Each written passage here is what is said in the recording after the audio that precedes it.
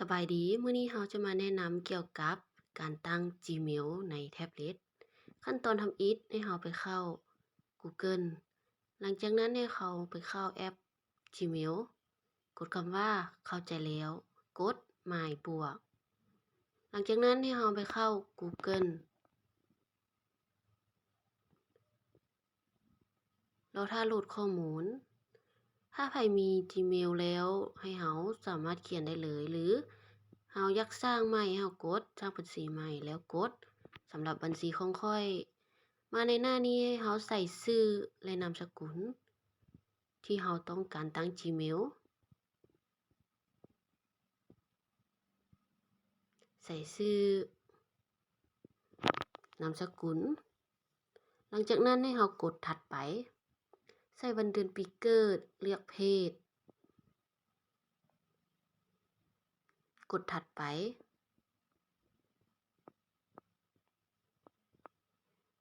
จะขึ้นหน้าให้เราเลือก Gmail ที่เราต้องการหรืออาจจะสร้างเองเราสามารถเลือกเองได้หลังจากนั้นให้เรากดถัดไปมาหน้าต่างนี้ให้เราใส่รหัสเราต้องจื้อถ้าเราบ่จื้อให้เราเขียนไว้หรือแคปหน้าจอไว้ก็ได้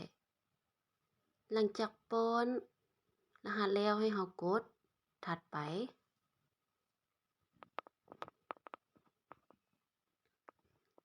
นี่จะเป็น Gmail ของเราให้เราแคปหรือบันทึกใส่ปึ้มไว้ให้เรากดถัดไป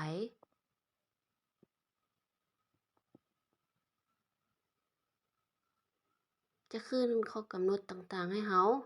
เลื่อนขึ้นจำแล้วกดเห็นดี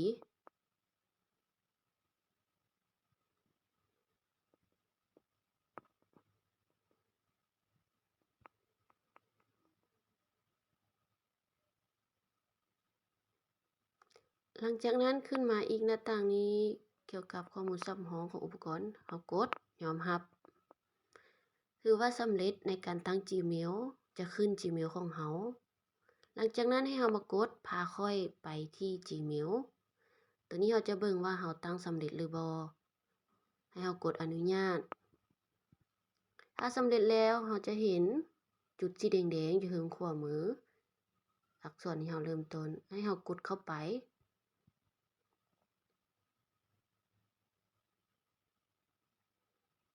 จะขึ้น Gmail ของเราให้เราไปกดบล็อกจัดการบัญชี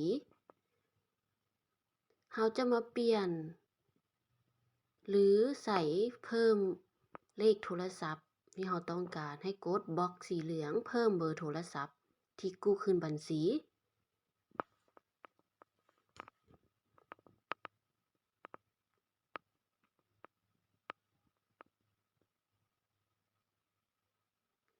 หลังจากนั้นมันจะขึ้นหน้าต่างให้เราใส่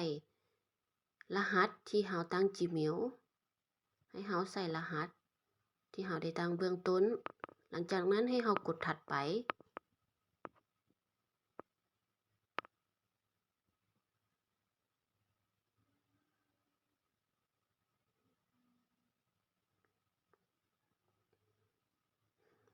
ให้เรากดบ่อนดินสอที่เป็นช่องที่เป็นเพิ่มเลขโทรศัพท์ให้ใส่คำนำหน้า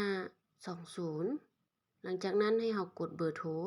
ที่เราต้องการเพิ่มเพื่อกู้คืนหรือเวลามีปัญหาทาง Gmail เพิ่นจะส่งข้อความมาทางเบอร์โทรของเราให้เรากดบันทึก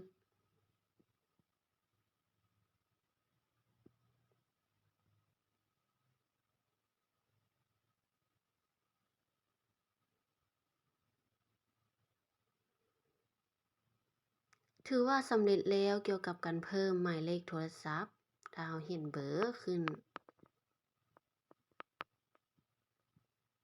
สำหรับการเพิ่มเบอร์ก็จะมีเพียงเท่านี้หรือเราอยากเปลี่ยนเราก็สามารถไปเปลี่ยนบ่อนเก่าได้ถ้าขึ้นหน้าต่างแบบนี้ก็ถือว่าการตั้ง Gmail ของเราสำเร็จ